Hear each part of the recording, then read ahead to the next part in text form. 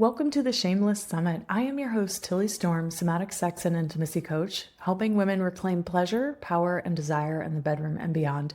Don't miss the free 3-day Shameless workshop. It's going to be an intimate workshop that I'm hosting on Zoom June 17th through 19th, where we're going to go even deeper into becoming shameless in your body and in your life.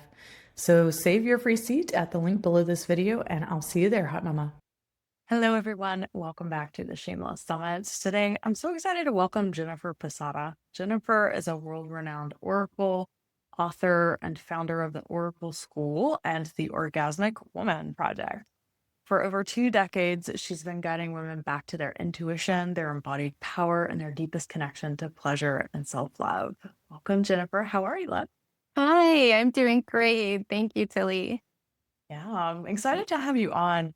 You are an author. You've written one book that's already out, and I think you're writing one now. Yeah. Yeah, right And now. it's called this Sexual Priestess. What is the official title? The Return of the Sexual Priestess. Okay. I'm so curious to dive in about what a sexual priestess is and how we'll pause there. What is a sexual priestess before we go on? Okay, wonderful. So I think that there are a few things. So a sexual priestess might be synonymous with what they call the sacred prostitute. But there are a few things about the idea of being the sexual priestess that expand that into territory we would not have imagined. So we're talking about a tradition that spans around the world and goes really far back. So we do have some documentation of practices that happened around what might be called being the sacred prostitute. By then, a lot of the actual wisdom was lost. Sometimes there wasn't even consent involved there, and that's not what we're talking about. So let me say what we're talking about because it's just about as beautiful as it can get. And the reason I'm talking about the return of the sexual priestess is because I truly and dearly believe it's what's needed on the planet. So initially, in very ancient times, the sexual priestess wasn't just a healer who could work one-on-one with people, which is amazing. That's incredible and enough as well. But they were essentially the leaders and the rulers of their people, but we don't have the proper term for it. They could be thought of as the spiritual leaders, perhaps, or something like that combined with the queen. But they didn't rule because they wanted to have any power over.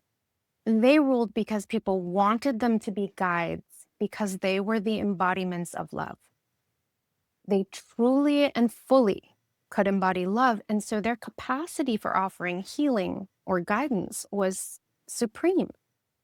So yes, it could be in a sexual encounter. Yes, it could be one-on-one with people who would come hoping for healing experiences, but also they could offer healing on a community or global level through energy or transmission. They could provide healing for people with a look or with hands-off healing energy touch. They could provide healing by communing with nature and the ripple effect of that making an impact. But this idea that we could have women who rule because they embody love and that sexuality is an extension of that or can be. And then when you think about how things are now still in the world where a woman's sexuality is typically incredibly repressed for so many reasons, but especially because it's been handed down to us, as has the intergenerational trauma about it. So the fact that pleasure and love can change everything in our lives, in our bodies, and in the world, but it's the thing we've been told to look away from. This is the big key. This is what's missing. If we knew how much our pleasure mattered, that the fact that we can be nourished and resourced, and then that can allow us to give our other gifts, it can allow us to make a difference in the world, that's still not fully understood. I think there's still this idea that if we give ourselves to pleasure, it's just for us. And it is for us. And doing it for us is critical. Yeah. But the ripple effect is huge. And so the sexual priestess, there is more to say about her, but if you just imagine someone fully embodying love, fully inner directed, fully in their bodies, and able to bring that through for others to remind them of those things about themselves and the impact that makes. So that's a little bit about the sexual priestess. Yeah. Wow. So this is an archetype that I feel is highly judged and cast in a not positive light. I don't know what else to say about that. Yeah. And when you think of that term, sexual priestess, so many judgments and thoughts probably arise to it. What I'm hearing you say is that a sexual priestess is someone who actually knows that her pleasure is for her, that is for her benefit, and is that selfish? Right. That brings out Right. so much of the conditioning around Yeah. it. Is it selfish for women to put their pleasure first and make it a priority? For a lot of us, I would say we actually believe that's true. Yeah. So that leads us to, okay, if that is an ideal, and owning our pleasure and our confidence and our desires is actually good for us, then how in the world do we own that? So you have an amazing story that I would love for you to share about how you began to own this part of yourself, this archetype within you. So do you mind sharing a little bit about that? Yeah, I'd love to. So I sometimes like to say that the major contributors to my work have been visions that I've had ever since I was a little girl. So I really came in a different way where I could remember a lot about why I was here, my past lives, my soul journey that brought me to this point. And the biggest part of this wasn't even the visions or the past lives or the healing abilities I could remember. It was that I could feel the love behind everything and the love in everything.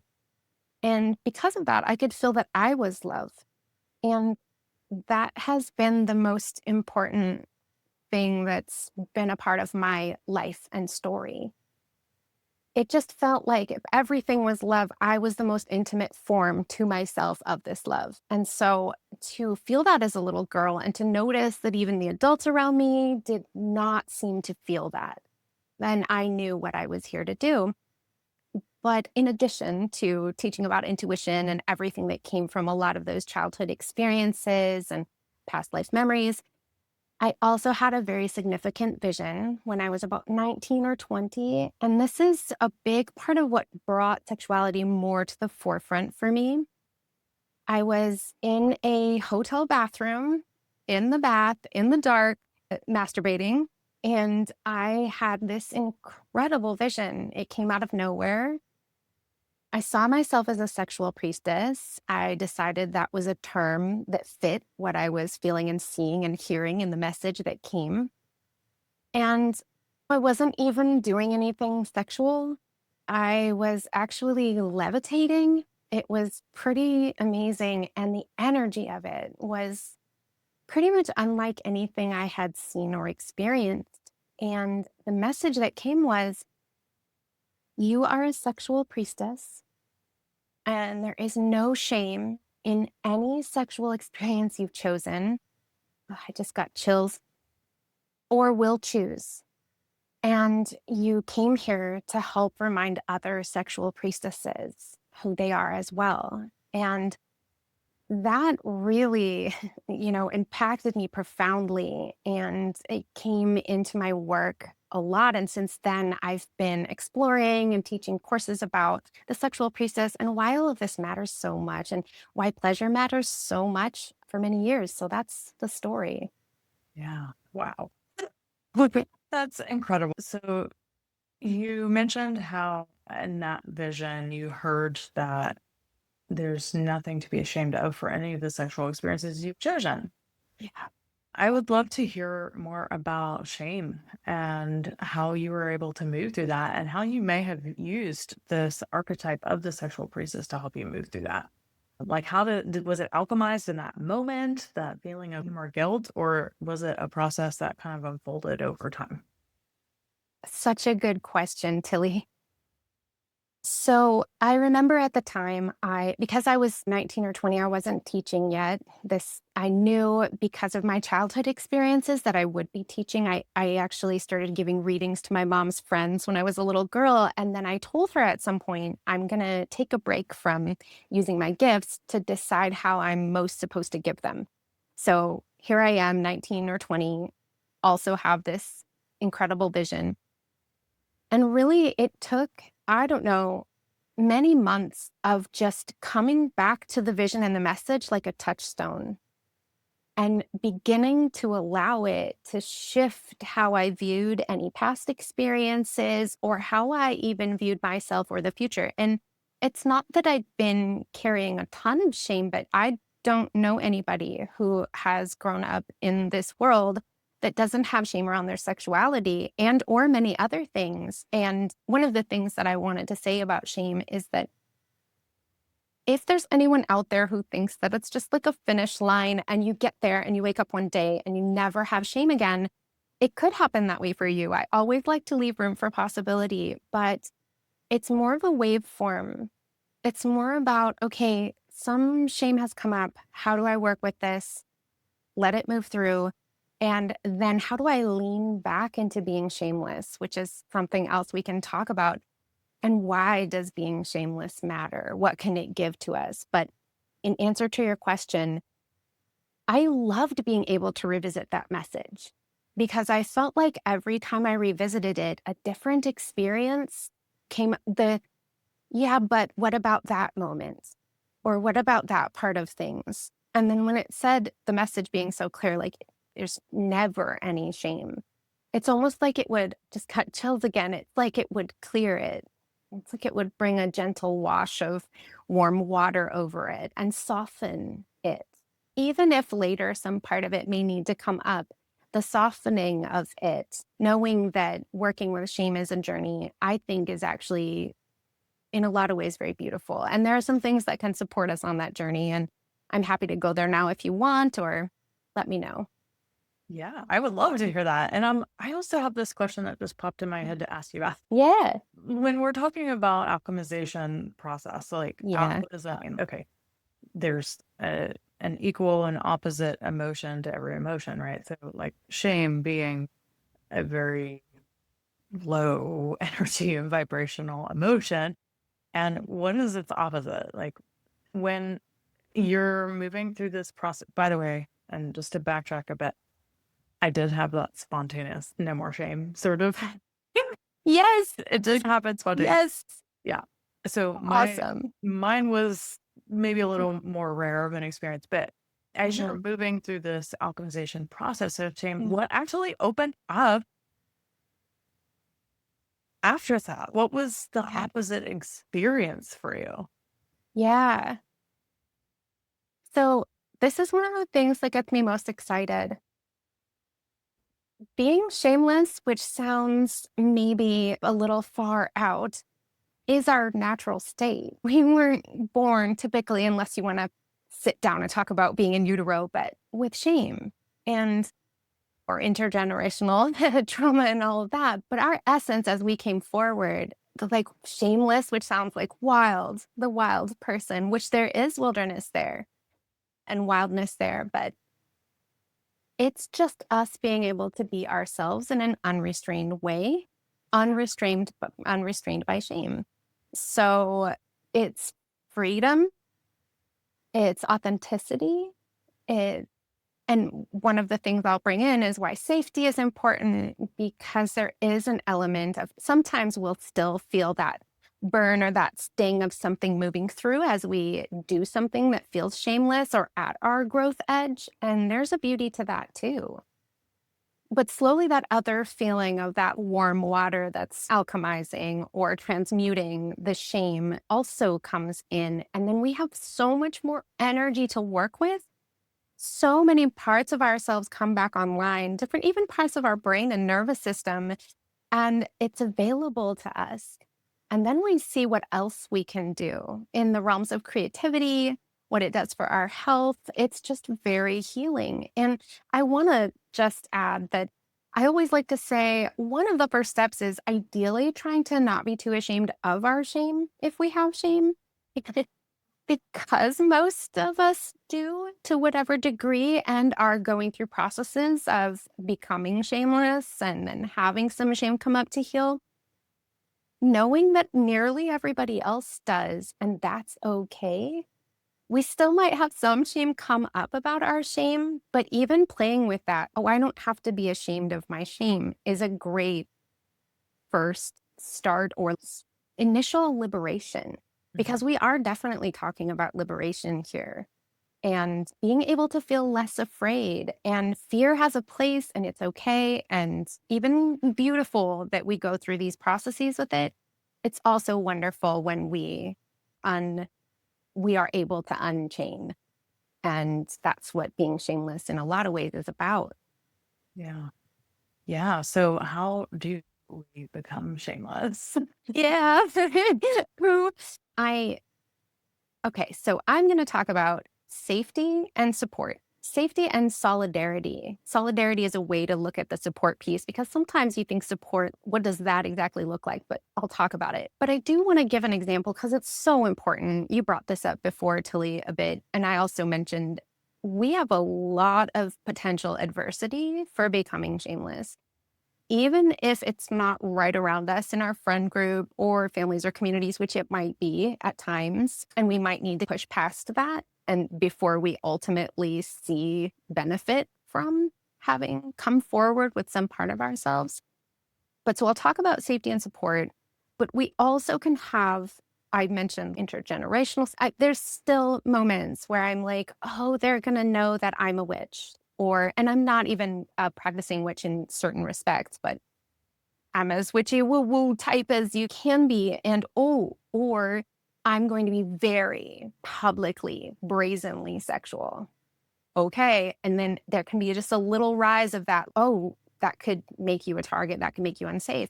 I take a deep breath and I'm like, this is exactly what I want to talk about and what I want to embody.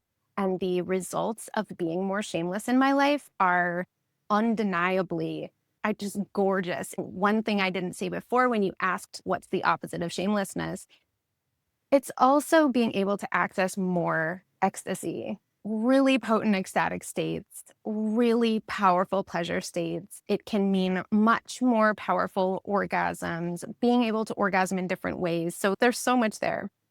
But I wanted to use the example just briefly because we actually also, if you go further back, we come from a legacy of shameless beings and creatures and women. We come from a legacy of, if you think about the Maenads, were a certain type of nymph that were known for their sacred madness and their revelry. And that is what they were about.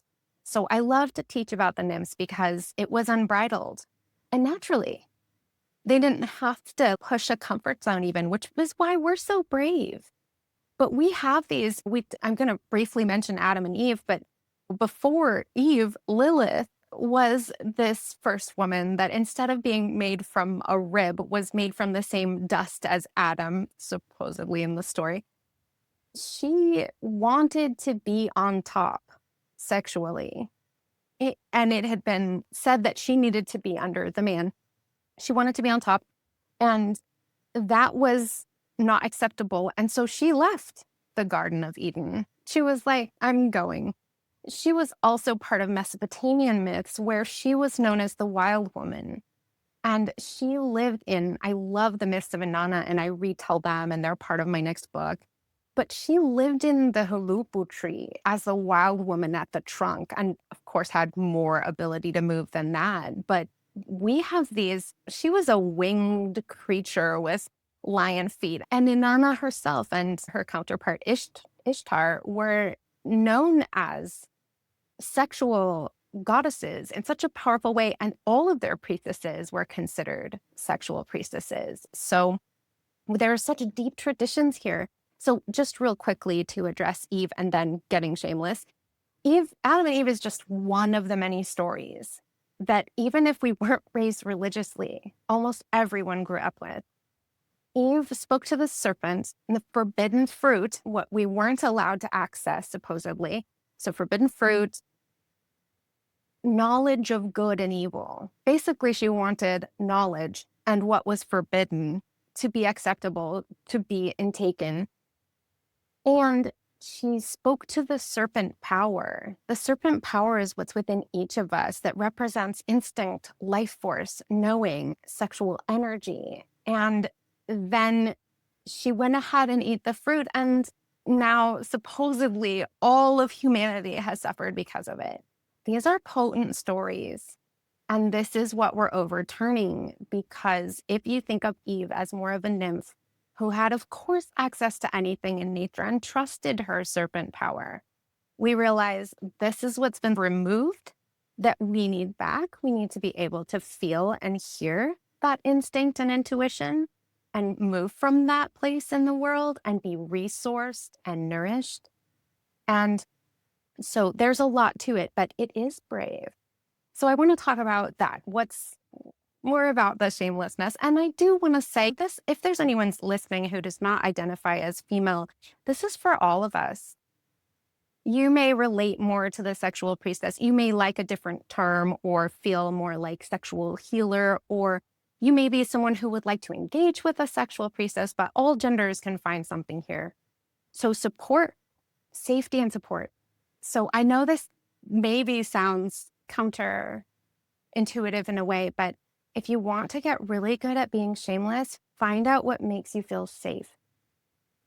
And safety, too, is a journey. We all know this. Everyone in the sexuality realm, everyone in the healing realm knows this.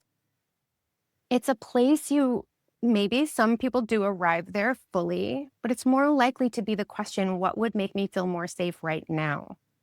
Sometimes even deepening into a deep, profound level of safety can make you feel a little nervous and unsafe, and you need to go do something else for a bit and come back to it. These are potent energies, but I guess I want to say that not just big transformational leaps around safety, like doing maybe some somatic trauma healing or something along those lines. That's not all that counts.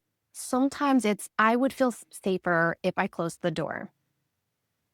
I would feel safer if I was warmer, or I knew no one was going to call me on my phone right now, so I'm going to turn that off. It's those micro adjustments that can really make a big difference and make us feel empowered about creating safety for ourselves. Because when you're more safe, you can take more risks. And when you're more safe, you can have an easier time transmuting some of that shame and allowing that to heal. And then when you bring in support, this is really big, and solidarity. When you know that there are not only others out there with shame or varying levels of shame, but that there are, and I'm going to speak specifically about women here, but you can apply this to any gender, other women who are taking these risks. Even if you don't know them personally, maybe it's not your best friend, maybe it's not people in your family or right around you. If you have friends online or communities online, if you have authors who have moved you and changed your life and who 50 years ago changed the game and were shameless, it's going to lift and empower you, because we weren't supposed to do this alone. We are animals. We are organisms that have come this far in great part because of bonding and connection.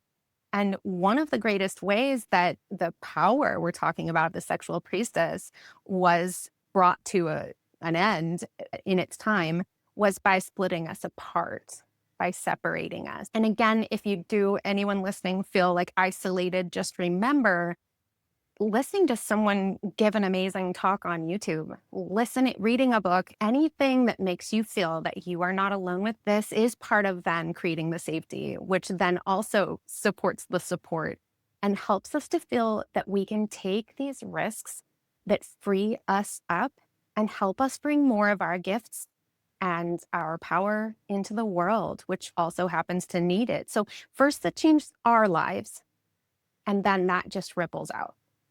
Yeah. I think the biggest thing that takes shame from its grip is speaking it with safe company, actually Oh, saying the thing that you're ashamed of with a group of people who are actually safe to share it with.